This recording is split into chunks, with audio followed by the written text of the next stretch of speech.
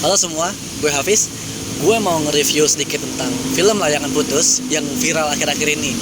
Jujur ya, secara pribadi itu menurut gue keren banget ceritanya. Terutama gue harus mengapresiasi kepada penulisnya yang mungkin pakai inisial ASF. Bener-bener menginspirasi banget. Sebenarnya gue lebih mencari hal positifnya.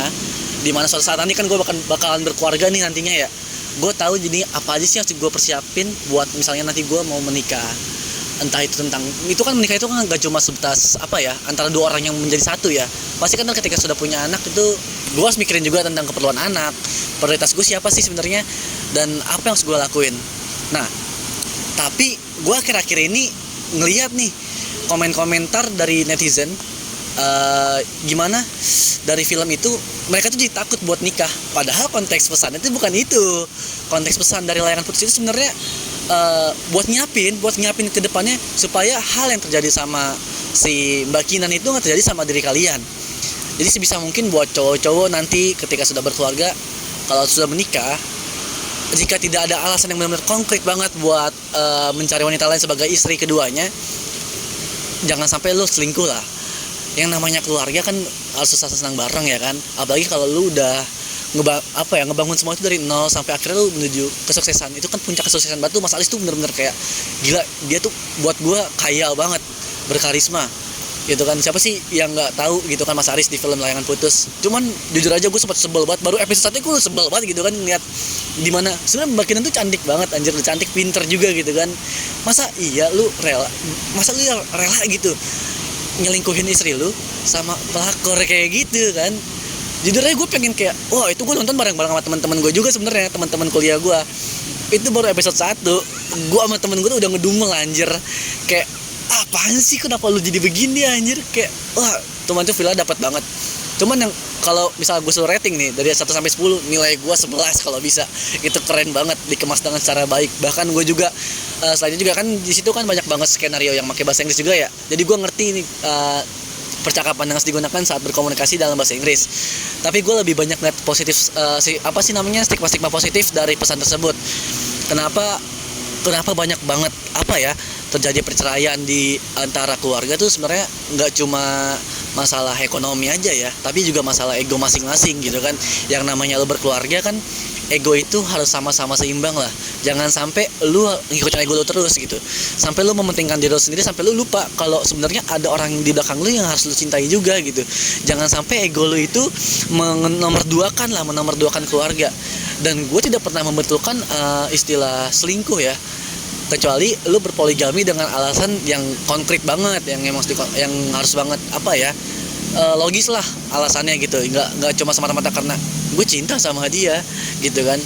Kalau lu emang cinta gitu kan, buat apa lu nikahin yang sebelumnya kalau ending kayak gitu. Makanya sebisa mungkin kalau lu mau menikah nanti, itu buat diri gue juga sini ya, gue harus siap banget mental, harus bisa menerima pasangan gue apa adanya. Kalau emang ada apa-apa tuh gue ngomong. Jadi dalam hubungan itu gak cuma satu arah doang komunikasinya, tapi dua arah. Dimana nih pasangan gue tahu nih gue maunya kayak gimana sih, dan lu juga harus tahu pasangan lu kayak gimana. Ketika lu ngerasa pasangan lu itu terlalu berlebihan, ya lu ngomong. Dan ketika diri gue berlebihan gitu ke pasangan gue, ya pasangan gue juga harus ngomong, aku nggak suka lo kalau kamu begini. Terus gue juga ngomong, aku juga nggak suka kalau kamu begini. Solusinya gimana? Kita cari jalan tengah. Jangan sampai lu ngelakuin hal nekat atau menurut gue hal-hal ya buruk lah ya, hal negatif yang menurut gue nggak seharusnya lo lakuin. Kalau buat gue sih segitu ya review dari gue. Cuman buat penulisnya itu keren banget. Kalau ada season 2-nya bakal banget saya tonton. Wajib. Oh iya, tapi satu lagi nih. Di situ kan terterakan ya, tontonan ini 17 plus atau tontonan dewasa. Jadi buat teman-teman yang masih di bawah umur, sebisa mungkin kalau emang mau menonton harus didampingi atau ada pendampingan orang tua secara langsung supaya tidak salah kaprah nantinya. Di film Layangan Putus juga kan sebenarnya ada adegan-adegan dewasa yang mungkin nggak seharusnya ditonton sama kalian yang di bawah umur. Dan emang sebenarnya kan pesan dari film Layangan Putus itu kan sebenarnya kan bukan untuk unsur negatif tentang pornografi atau segala macam, tapi itu menceritakan ini loh itu yang terjadi ketika lu berkeluarga nanti, ketika lu sama-sama mengikuti egonya masing-masing. lu hanya menjalin komunikasi satu arah doang. Jadi lu nggak tahu maunya dia apa, dia maunya kayak gimana, sampai akhirnya lu nemuin orang yang ngerasa tahu nih mau lu kayak gimana. Padahal itu cuma satu hal doang yang memenuhi kemauan lu. Padahal orang sebelumnya ini yang udah nerima lu apa adanya itu banyak banget menerima kekurangan lu. Belum tentu orang lain bisa seperti itu. Jadi buat teman-teman semua, ayo kita saring tontonan kalian sesuai umur, jangan sampai salah kaprah, supaya kita juga mendapatkan stigma positif dari sebuah film dan menghilangkan stigma negatif dari sebuah film juga. Ingat juga ya, itu yang di dalam film itu cuma tokoh, hanya pemeran. Jadi jangan sampai pemeran aslinya kalian ketemu, kalian gemes, kalian jambak-jambak, jangan. Itu namanya kekerasan ya, walaupun berarti tandanya itu aktornya sukses besar memerankan tokoh tersebut. Tapi apresiasi banget buat Mami ASF dan semua pemeran-pemeran film layangan putus. Thank you. Oh ya, buat teman-teman yang mau join Indonesia Darurat Broken Home atau komunitasnya ini, kalian itu nggak harus berlatar belakang broken home ya. Buat teman-teman yang mungkin mau sukarela, mau ngebantu teman-temannya, mau ngasih motivasi teman-teman yang mungkin di sekitar kalian tuh ada loh yang ternyata memiliki latar belakang yang sama broken home, kalian bisa membantu mereka. Jadi kalian bisa gabung, kalian ngasih motivasi segala macam sebagai teman ya. Kita sebagai teman curhat aja gitu.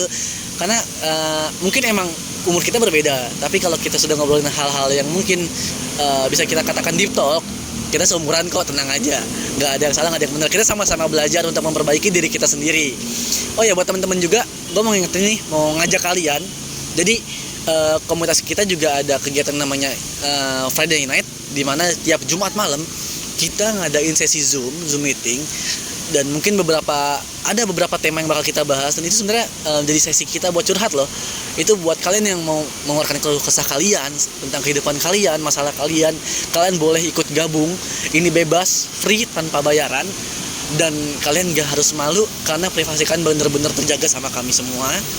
Dan semoga dengan ikutnya kegiatan Friday Night kali ini, kalian menemukan solusi dari masalah kalian, dan pastinya menambah teman baru, menambah relasi yang lebih luas lagi. Buat kalian juga yang emang apa sih yang dia ngomongin kak di Friday Night itu?